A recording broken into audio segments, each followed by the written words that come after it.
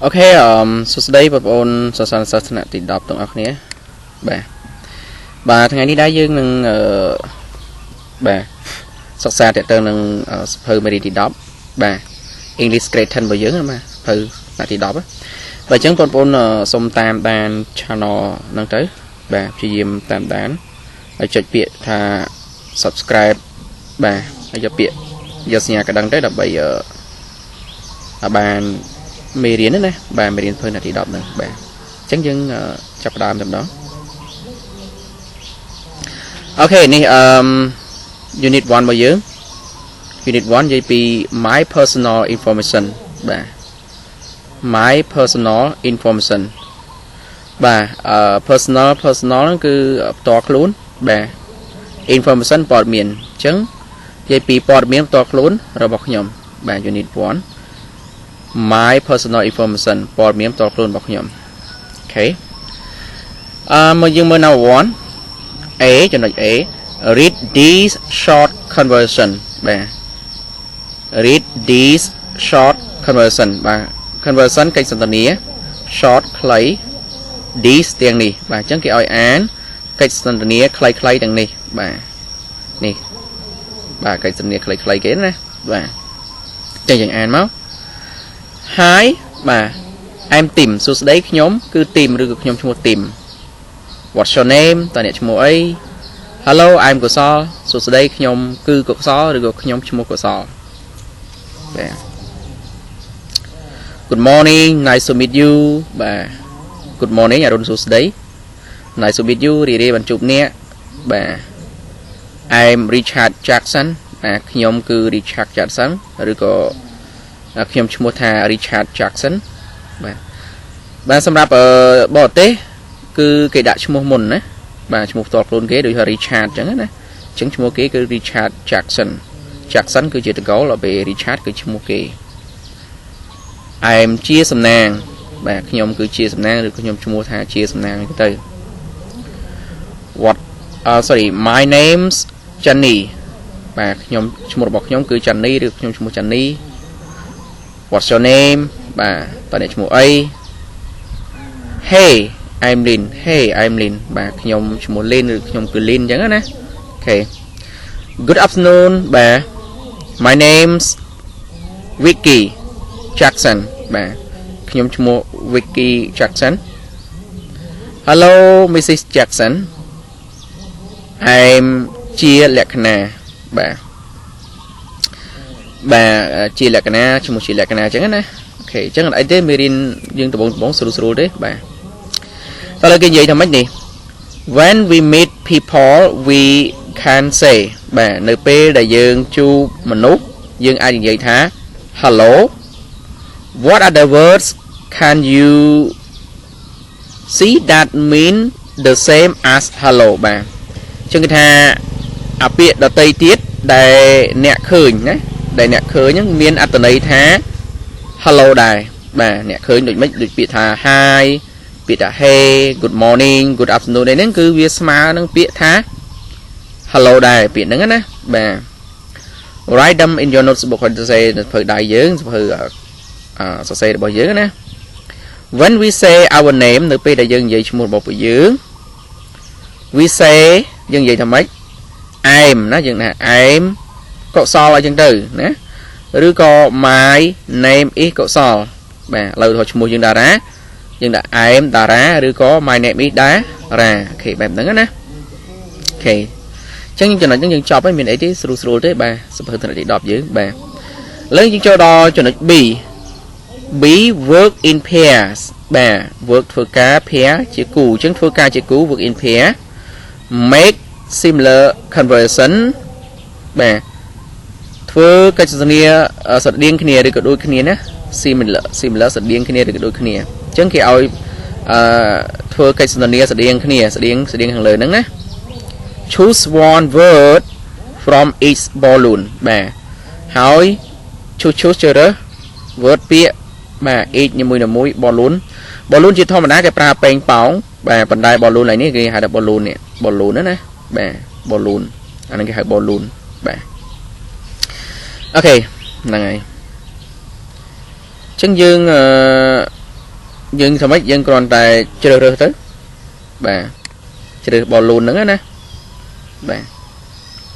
chứng lấy thôi cái bị hai chúng ta hai em dari em dara chân tư rồi có hello rồi có hey em dari em dara rồi có good morning chân tư bà sai lấy dương pra nè bà rồi họ em dara em dari my name is dara rồi dari chân tư nè bà ok chẳng mình ấy tiếp miền bản năng dương to từ điện ok number 2 look at this conversation bà chẳng mơ cái sân thượng tiếng mi bà nghe cái sân thượng cái tí chứ nè lại tê bà hai team bà lấy team hey cô so bà how are you ta nè miền dụ màn năm I'm 15 bà chẳng kinh gì lấy I'm 15 nhưng ai trong đặt ha 15 years old thì các bạn này ở đây gì bà how about you cho trong này nhẹ bình nhẹ miền dụ màn đài bà I'm 15 too nhớ có miền là dụ tập 5 năm đài đây là how old is your mom bà ta mà đại bọn nè miền dụ màn năm she's 38 and my dad 40 bà còn miền dụ sai 7 năm sorry sang 7 năm hơi ở bộ bọc nhóm miền dụ sai 10 năm ở chân từ how old are your parents bà ta ở bộ mà đại bọn nèอายุประมาณ parent คือปกมาได้นะmy mom's 42 and my dad's 45บ่ามาได้บอกnhómมีอายุ40 ปีឆ្នាំ ហើយឪពុករបស់ខ្ញុំឬក៏ប៉ារបស់ខ្ញុំមានអាយុ45 ឆ្នាំណាអូខេនឹងមានអីទេខ្លីៗស្រួលៗអូខេ number 1 how old are you តើអ្នកមានអាយុប្រហែលឆ្នាំយើងឆ្លើយមក I'm 15 I'm 16 អញ្ចឹងទៅតាមអាយុរបស់យើងហើយយើងថែម years old នេះក៏បានដែរhow old are your mom and dad តើប៉ានិងម៉ាក់ឬម៉ាក់ប៉ារបស់អ្នកមានអាយុប្រហែលឆ្នាំយើងអាចឆ្លើយ style នេះយើងអាចឆ្លើយថា my mother is ប្រហែលឬក៏ my mom is ប្រហែលមកឬក៏ my father is ប្រហែលក៏បានបាទឬក៏យើងឆ្លើយខ្លីៗបែបនេះដែរ my mom's ប្រហែលហើយ my dad's ប្រហែលមកណាស្រួលទេ as your partner គេឲ្យសួរពី2នាក់មកណាយើងអង្គុយជាមួយគ្នាអង្គុយមកសួរមកអូខេចឹងទៅទៀត number 3 A listen and write the number that you hear in your notebook បាទចឹង listen ស្ដាប់ write សរសេរ number លេខ that ឡើយនឹងប្រែថាដែលបាទ that ឡើយនឹងប្រែថាដែលបាទចឹងគេឲ្យធ្វើអីឲ្យស្ដាប់សរសេរនិងស្ដាប់សរសេរលេខដែលអ្នកឮចឹងឡើយនឹងយើងស្ដាប់អត់មានអីស្ដាប់ទេណាជាយើងរត់ឌីសរើអីដែរអត់មានទេបាទអញ្ចឹងខ្ញុំអាចហៅឲ្យឧទាហរណ៍ថាយើងស្ដាប់ហើយយើងសរសេរឧទាហរណ៍15បាទខ្ញុំថា15អញ្ចឹងពួកយើងសរសេរទៅលេខ15មកបាទឧទាហរណ៍19យើងសរសេរលេខប៉ុន្មានលេខ19ខ្ញុំហៅថា60យើងសរសេរលេខប៉ុន្មាន60អញ្ចឹងទៅណាបាទគឺបែបហ្នឹងទេចូលដល់ B listen and check បាទ check ចឹងអត់អីទេកន្លែងនឹងស្រួលយើងសភៅរបស់យើងគឺមាននៅខាងក្រោយណាបាទ tab script វាតែដោយឡែកthis អីហ្នឹងខ្ញុំព្យាយាមរកដែរអត់មានទេណាបាទចឹងយើងហៅចឹងតែម្ដងហើយចូលដល់ C listen again ឲ្យស្ដាប់ម្ដងទៀត which number end with 10ហើយលេខណាខ្លះដែលបញ្ចប់ដោយ 10 and which number end with ty ណា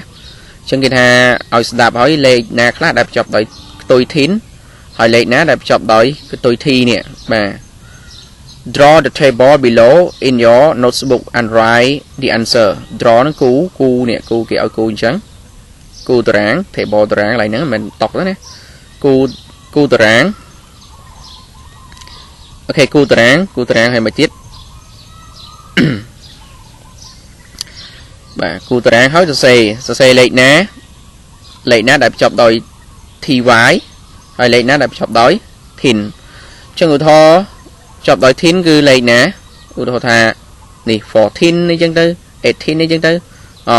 លេខណាដែលបញ្ចប់ t ដូចជា90ដូចជា60 ចឹងទៅអូខេឥឡូវយើងចូលដល់ student A មើលតទៀតស្រួល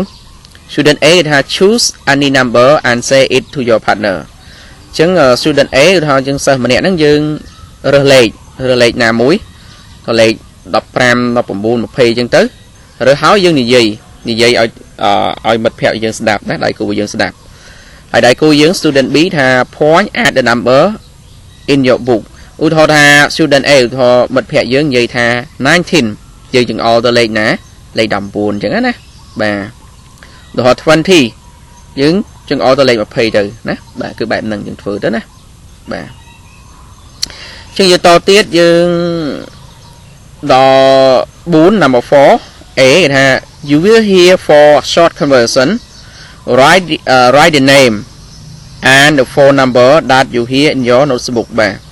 ចឹងអ្នកនឹងឮកិច្ចសន្ទនាខ្លីចំនួន4ចូលសរសេរឈ្មោះណា name សរសេរឈ្មោះ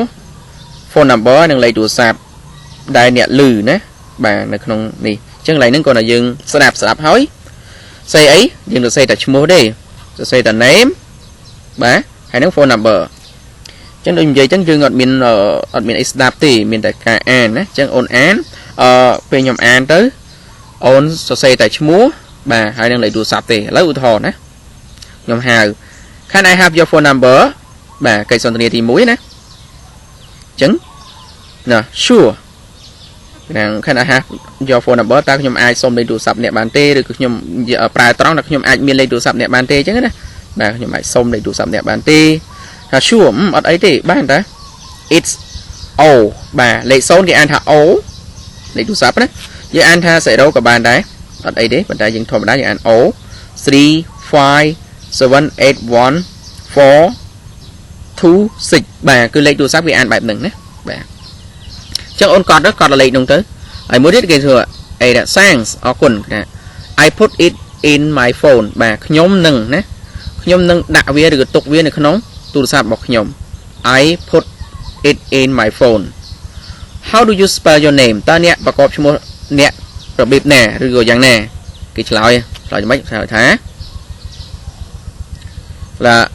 S O T H E A បាទសុធាអញ្ចឹងណាបាទអញ្ចឹងយើងកត់ទៀតដែរបាទយើងកត់តែឈ្មោះនឹងមក S O T H E A អញ្ចឹងទៅនឹងសុធាណាបាទព្រោះអ្វីដែលយើងកត់តែលេខទូរស័ព្ទហើយនឹងឈ្មោះទេបាទA ថា got it thanks បាទខ្ញុំបានទទួលវាហើយអរគុណបាទសរសេររួចរាល់ហើយអញ្ចឹងណាកត់រួចរាល់ហើយ got it នឹងបាទហ្នឹងហើយ got it បានទទួលវាហើយអរគុណហើយកិច្ចសន្ទនាទី2ទី3ទី4ហ្នឹងគឺដូចគ្នាទេបាទអញ្ចឹងខ្ញុំគាត់តែបង្ហាញបងអូនតែប៉ុណ្្នឹងទេបាទកិច្ចសន្ទនាទី1គាត់តែធ្វើជាការឧទាហរណ៍ឲ្យឯងយល់ណាបាទឡើយនេះគឺអូនសរសេរបំពេញតែឈ្មោះហើយនឹងលេខទូរស័ព្ទទេណាអ្វីដែលអូនលើអញ្ចឹងយើងតទៀតបាទ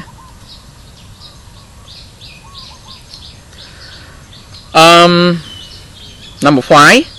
look at the names and number and read the conversation បាទអញ្ចឹងចូលក៏លេខមើលឈ្មោះហើយនឹងលេខបាទហើយនឹងអានកិច្ចសន្ទនាអញ្ចឹងមើលឈ្មោះមើលលេខអញ្ចឹងវាស្តៀងតែលេខ4មិញទេវាស្ទាយតែមួយទេបាទដូចឈ្មោះចន្ទ្រាលេខប្រហែល O 2 3 4អីប្រហែលអញ្ចឹងណាយើងមើលដែរលេខនៅក្នុងសៀវភៅយើងមើលច្បាស់ណាមានឈ្មោះចន្ទ្រា Elizabeth មានឈ្មោះហៀងឈ្មោះ Max ឈ្មោះ Michael ឈ្មោះពិសីអញ្ចឹងណាបាទមើលឈ្មោះហើយមើលលេខនេះលេខគេណាដូចតែមិញដែរបាទឥឡូវមើលឧទាហរណ៍របស់គេ A និង B A ថា Hi Michael សួស្តី Michael Can I have your phone number តើខ្ញុំអាចសុំលេខទូរស័ព្ទអ្នកបានទេឬក៏ខ្ញុំមានលេខទូរស័ព្ទអ្នកបានទេតែ Sure បានតើអីទេ It's 082376541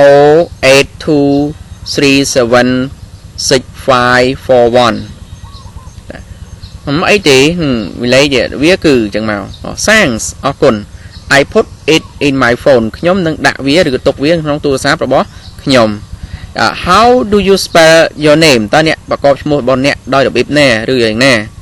ចឹងគេ spell ថា M I C H A E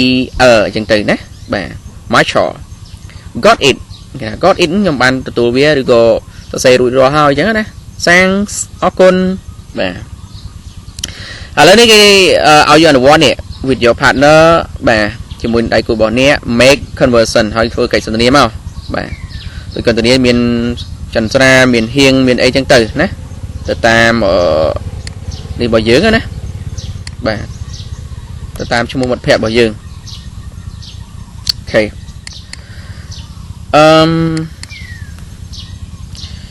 ចឹងកន្លែងហ្នឹងវាដូចតែគ្នាទេវាអត់ប្របាកទេគណថាកន្លែងហ្នឹងវាដូចតែគ្នាទេបាទដូចតែចំណុចទី4ដែរបាទចឹងគាត់អូនយល់ប៉ុណ្ណឹងគឺបានហើយបាទចឹងឥឡូវចូលដល់ number 6 choose two new name បាទជ្រើសរើសឈ្មោះ2ថ្មី2ណា ages អាយុ and phone number ហើយនឹងលេខទូរស័ព្ទ for yourself បាទអញ្ចឹងជួយឲ្យរើសឈ្មោះ2អាយុ2និងលេខទូរស័ព្ទ2write them in your notebook ហើយទៅសេនឹងសភៅទៀត make conversation with your partner បាទធ្វើកិច្ចសន្ទនាបាទជាមួយនឹងបង្កើតកិច្ចសន្ទនាជាមួយនឹងដៃគូ partner ដៃគូ following the example ហើយឧទាហរណ៍យើង follow ធ្វើតាមណាធ្វើតាម example បាទ take turn to start បាទ take turn to start ហ្នឹងគឺបែបបដូរវេនក្នុងការចាប់ដើមពីណានិយាយមុនអញ្ចឹងណាពីណានិយាយក្រោយអញ្ចឹងទៅ you can change the number បាទអាចបដូរ change you can change the number sorry change the underlying word បាទអាចបដូរពាក្យដែលគូបន្ទាត់ពីក្រោមបាទនេះពាក្យគូនេះគូបន្ទាត់ក្រោមពោះឈ្មោះអីអញ្ចឹងគាត់យើងបដូរមកនេះលេខទូរស័ព្ទអញ្ចឹងណាចឹងថាអ្នកអាចបដូរពាក្យដែលគូបន្ទាត់ពីក្រោម underline គូបន្ទាត់ពីក្រោម word ពាក្យបាទអត់ថា hello my name is Linda អញ្ចឹងយើងអាចនិយាយ hello my name is Dara អញ្ចឹងទៅនេះដូរឡើងហ្នឹងណាwhat's your name តើអ្នកឈ្មោះអី I'm អីគេសុខណាបាទសុខណាជាងយើងអាចនេះទៅសុខណាអញ្ចឹងទៅសុខេណាបាទសុខេណាអែមសុខេណាយើងអាចដូរមកអែមដារីអែមសុជាតាអញ្ចឹងទៅណាបាទ nice to meet you បាទរីបានជួបគ្នា nice to meet you too រីបានជួបអ្នកដូចគ្នា how old are you តើអ្នកមានអាយុប្រហែលឆ្នាំ I'm 14អញ្ចឹងឡើយយើងឃើញដូរទៀតយើងដាក់ដល់យើងបើនិយាយឈ្មោះខ្លួនយើងឬអាយុយើងដាក់អីគេដាក់19 16 14អី13នេះតាមអាយុយើងណាអានយូចូលចំណែកអ្នកវិញ I'm 16 I'm 15អញ្ចឹងយើងអាចដាក់អីគេអាច13ឬក៏16នេះតែយើងតាមអាយុយើងជាក់ស្ដែង Can I have your phone number តើខ្ញុំអាចមានលេខទូរស័ព្ទអ្នកបានទេឬក៏អាចសុំលេខទូរស័ព្ទអ្នកបានទេ Sure អត់អីទេបានតើ age ប្រហែលយើងដាក់មកបាទយើងជាដាក់ទៅណាបាទលេខទូរស័ព្ទយើងជាក់ស្ដែងទៅបាទ Thanks អរគុណ I put it in my phone បាទអរគុណខ្ញុំនឹងទុកវានៅក្នុងទូរស័ព្ទរបស់ខ្ញុំអញ្ចឹងទៅ How do you spell your name តើអ្នកប្រកបឈ្មោះដោយអ្នកដោយរបៀបណាយើងមក LINDA អញ្ចឹងទៅណាទៅតាមអានេះរបស់យើងបាទទៅតាមឈ្មោះយើងអាចដូរទៅបាទ Got it ខ្ញុំបានទទួលវាហើយបានកត់វាបានហើយសាងអរគុណអូខេអញ្ចឹងណាយើងព្យាយាមអនុវត្តដដែលទេបាទយើងឲ្យតែយល់មួយចំណុចគឺយើងយល់ទាំងអស់ហើយព្រោះចំណុចទី4ទី5ទី6គឺដូចតែគ្នាទេបាទអូខេអញ្ចឹងយើងសូមឆ្លេះប៉ុណ្ណឹងទៅបាទគឺអរគុណសម្រាប់ការទស្សនារបស់បងប្អូនបាទ